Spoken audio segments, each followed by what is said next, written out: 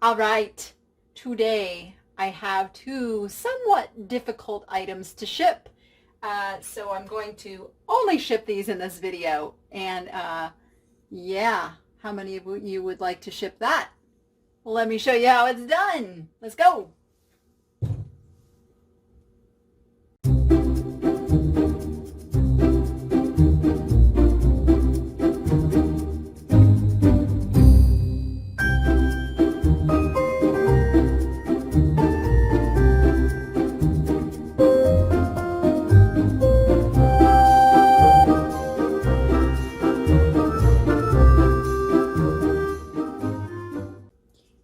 Okay, I'm going to start with this guy because he's going to be a little easier than the other one. This is made of wood, but what makes this a little difficult to ship is this long tail here that could really easily snap off. So I need a large enough box to put him in, but not so large that it goes into oversize. So first thing we're going to do is figure out protection for that tail. And I just happen to have this. Now, I don't want to add a whole bunch of extras, so I'm going to mark kind of where that goes to, like right there. Let's see. Yeah, that'll work. So I know, boom, there's where I want to cut to. And I'm going to do that real quick.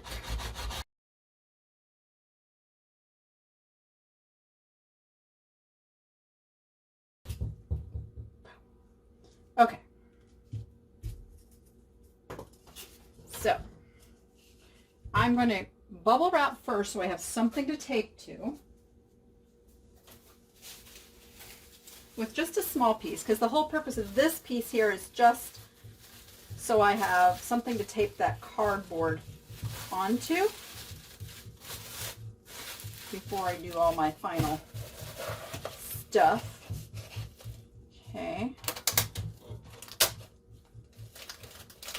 Just want it to kind of stay there for a minute.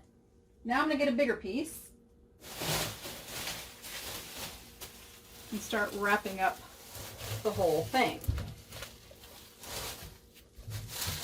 Again, if I had the 24-inch wide bubble wrap, this would be a lot easier. It is on my list of things to purchase next time I'm getting supplies, for sure. Because I'm listing a lot of big stuff lately. Okay, so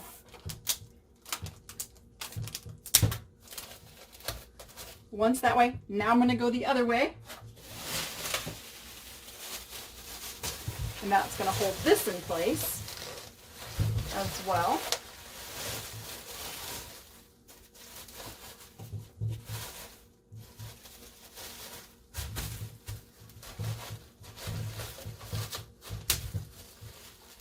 All right. And I'm going to ta-da, ta-da. Okay. So, something you might see me struggling with my handheld or my tabletop tape dispenser. When you get a little piece of tape that covers the blade, you will have trouble breaking it off. So, always best to stop and get that off of there. Just watch. Boom. Yeah, so much easier. All right. Okay, we've got him bubbled up, and now I have found a box that should be just about perfect. This is the box that the number 4 eBay boxes come in, and it is not oversized because it is under that. Remember, it doesn't have to be square, it just has to be under the total dimension of 12 by 12 by 12. So this box actually is, it is like 6 1/4 by 14 by 14. So we're good. We're good. I'm gonna start. You can't see me doing this because I'm gotta pour it off screen here. I'm pouring a layer of packing peanuts down on the bottom first. So I've got my layer of packing peanuts in there first. I'm going to be putting this in sideways. Okay, and you can see, I mean, I would have loved to have a little more space on the ends for it, but I think we're going to be okay because this is going to go, it's going to go FedEx home, and they do a pretty good job, and they have better insurance coverage. So, just saying. But we should be okay. Now I'm going to finish off with a layer of peanuts in here. Oh, that was almost bad. Almost had peanuts everywhere. Now before I get too crazy, I got to make sure it's sitting in the middle of those peanuts. And I saw it's like it's leaning one to one side. And I want to make sure the peanuts get down on both sides and on the ends. So I want to really lift a little bit here. Put those peanuts under there. I feel really good about the amount of space I have on the side that's the most vulnerable. You can see how I've got to really kind of move things around and get those peanuts down in there. Now I can add some more. I'm going to add a little bit by hand just because I still want to get some over on this end. All right, I think we're good to go to pour again.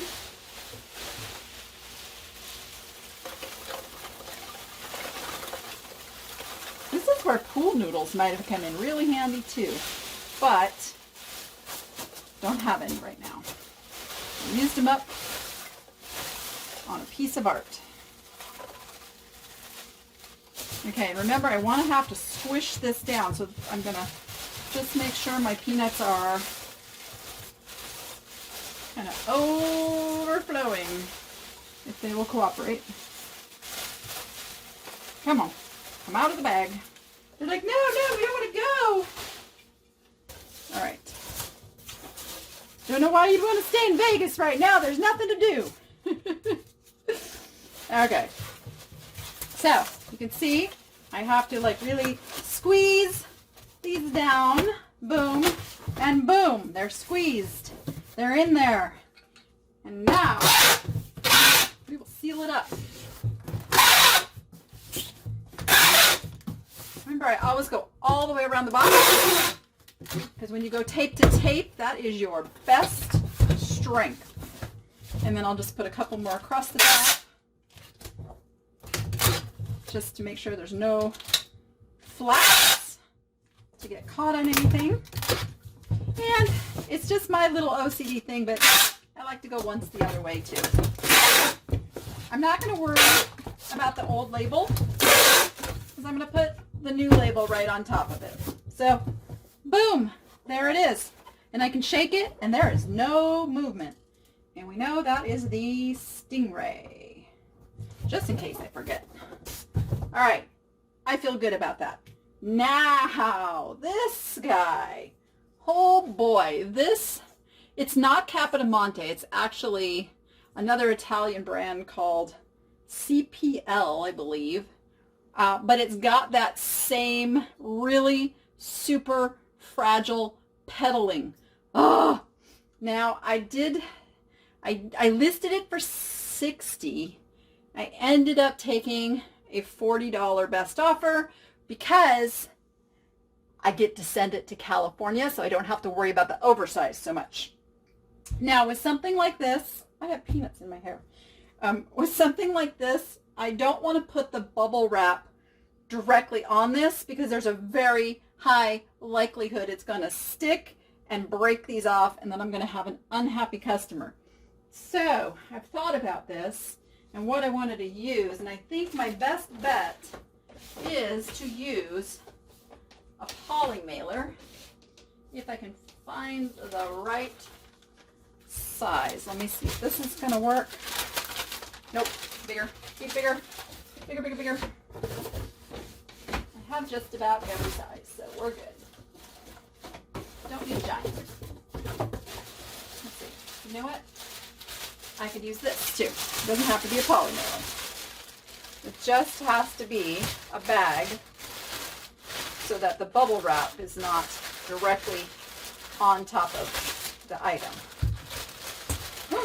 See, even then, I just heard something that I didn't like. I don't... This is going to be bad. Okay. All right. No more of that. I did have in the listing that there was some very minor breakage. So that little tiny piece that just came off is still as described. All right. So next, with this piece, I'm going to use foam. As you can see how incredibly fragile this is. Even just getting it handled to get this on it is, it's about the pressure, not even about, you know, hitting it too hard or bashing it. It's just even the pressure of itself. So that's why this is such an interesting piece to wrap up. I have to get enough on it so that its own pressure doesn't break it. Stay. Now I'm going to use little bubble next. I was going to use big bubble. Now I decided I'm going to use little bubble. And the tricky part again, I'm going to roll this onto here without laying it completely down so that it has pressure on itself. I hope that makes sense. So I'm kind of lifting it off the table as I roll, helping it support itself and not break. Now I'm feeling better about setting it down because it's got a protective layer of padding and cushion now.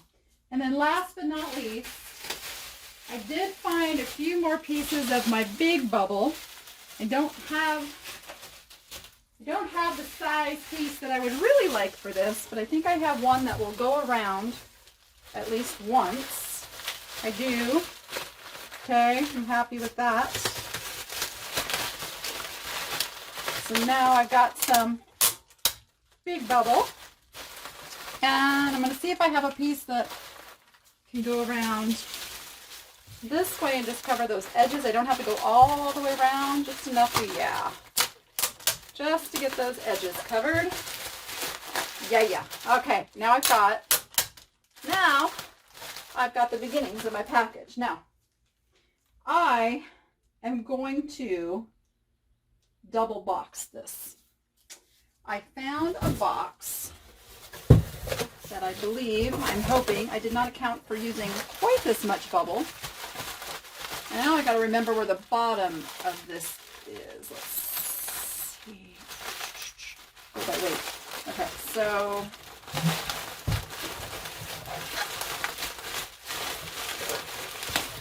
and now I don't want to do any squishing or squeezing of this at all like I normally would. I don't want to do that with this.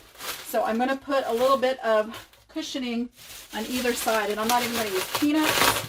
I don't want the customer to have to go through too much to get this out of this box. In fact, I need to add a little bit more bubble. I haven't seen me use bubble wrap for this in a while since I got the packing peanuts. But in this case, this is an item where I'm going to use the bubble. Okay. Remember, I am not squishing this down, so if this lid stays up a little bit, that's how it's going to stay. Because this is getting double boxed. Boom.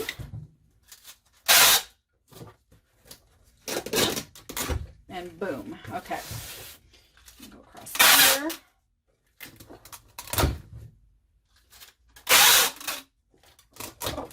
All right. When I measured, this box was like the perfect size, but I didn't take into account how much bubble wrap this piece was going to need. Now this is where it's going to get interesting. I'm going to take a USPS number 7. It is 12 by 12 by 8. And the cool thing is that this is going to California. So I have more leeway in not going oversized. So that being taken into consideration, I am going to use 2 of these boxes put together. So I'm going to put a layer of the bubbles on the bottom, about 1 inch, because I got this packaged pretty good.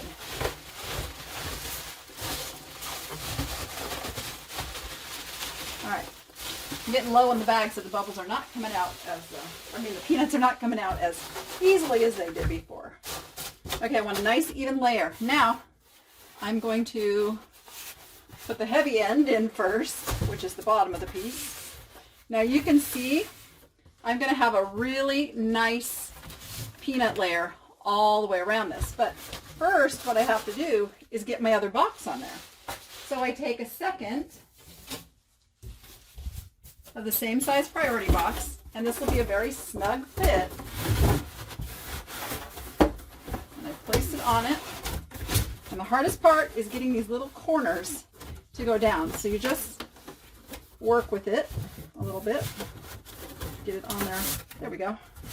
And now I'm going to raise it up a little bit because I want a layer of peanuts on the top as well. So right about there is where that is going to go. So I'm just going to softly tape it so it stays, so I can put the rest of my peanuts in. Okay.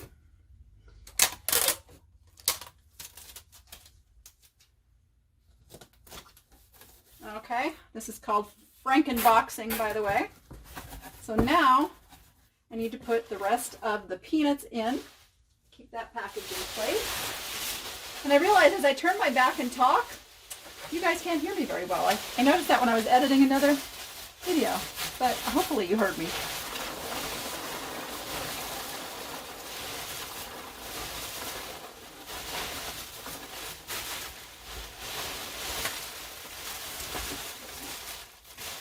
This is where the thing I tell you guys, if you're going to sell items this big and this obnoxious to ship, the profit margin has to be there for you. It just has to be. This is the hassle factor that you often hear about.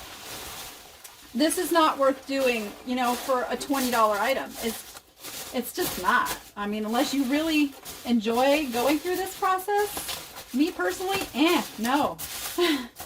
I don't want to do this for just a $20 item that has a minimal profit margin. I want to do this for $40 and up items where it pays for the time and materials that it takes to do this. And now I can press down because that item is double boxed in there. I can press this down a bit. We are good to go. We don't want to press too hard though because it's going to make my box weird. So let me just take just a little smidgen of that back out. There we go. All right, now I got to get this box taped up.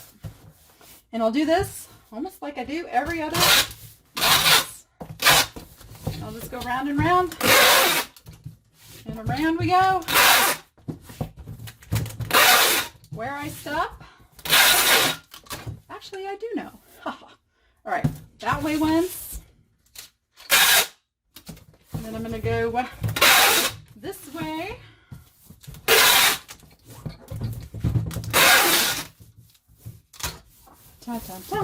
And now, because I have this flap here, I'm going to go all the way around that. So nothing catches, nothing comes apart. Okay. And then, I'm not going to use that one. I'm going to use this one just to fix up these little corners here where it's kind of open, just aesthetically. Don't give it any reason to catch on anything.